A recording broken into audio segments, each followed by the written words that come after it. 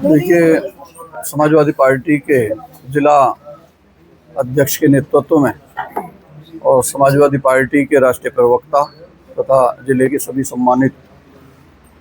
कार्यकर्ता और पदाधिकारी गणों के द्वारा आज आपके मध्य आकर के प्रेस वार्ता करने का मुख्य उद्देश्य वोट चोरी और आरक्षण चोरी का था और उन मुद्दों को किस तरीके से सुलझाया जाएगा उसके विषय में हमारी पार्टी के जिला अध्यक्ष और राष्ट्रीय प्रवक्ता तथा अन्य वरिष्ठ समाजवादी पार्टी कार्यकर्ताओं द्वारा अपनी बातें बताई गई। लेकिन मैं आपको बता देना चाहता हूं कि जहां तक वोट चोरी और आरक्षण का मामला है, खाली यही बात नहीं होता। आप देख लो, भी जो कॉकरोच के नाम से एक आंदोलन आज जंतर मंतर पर देख रहे हैं, दुनिया को नंबर 1 की सबसे बड़ी पार्टी बताने वाली भारतीय जनता पार्टी के खिलाफ दुनिया का सबसे बड़ा मूवमेंट आज जंतर मंतर पर आप देख रहे हैं। ये एक आक्रोश है और उस आक्रोश का कारण है शिक्षा व्यवस्था को जीर्ण शीर्ण अवस्था में करना, चिकित्सा प्रणाली को जीर्ण शीर्ण स्थिति में पहुंचाना, बेतहाशा बेरोजगारी और बेतहाशा महंगाई। हिंदुस्तान की जो सरकार है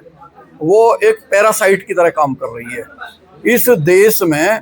जितनी भी संस्थाएं हैं उनको पैरासाइट बन करके वो निगलने का काम कर रही है। और उसका एक आंकड़ा मैं आपको बता देता हूं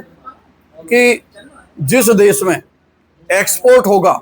उस देश में उसकी तरक्की का वो एक मात्र साधन होता है। लेकिन हिंदुस्तान में क्या हो रहा है, 12 वर्ष से एफडीआई के नाम पर निवेश हो रहा है और उस निवेश के नाम पर जो पैसा आ रहा है उससे हम अपने खजाने को ये बता रहे हैं कि हमारे खजाने में इतना पैसा आ गया। लेकिन आज स्थिति ये आ गई है कि इंपोर्ट पर हम निर्भर हैं। और ये खाली ऐसा नहीं है कि ये सिर्फ हॉर्मुज की समस्या है या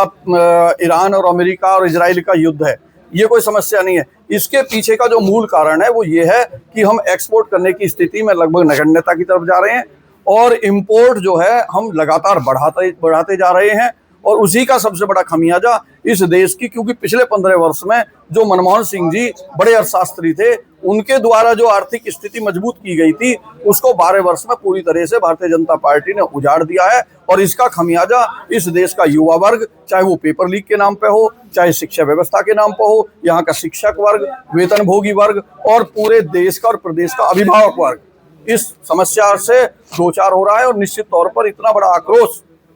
जनता के बीच में आ गया है कि इनको एक पल भी रहने की स्थिति में इस क्षेत्र की, इस प्रदेश की और देश की जनता अब नहीं रहना चाहती सत्ता में।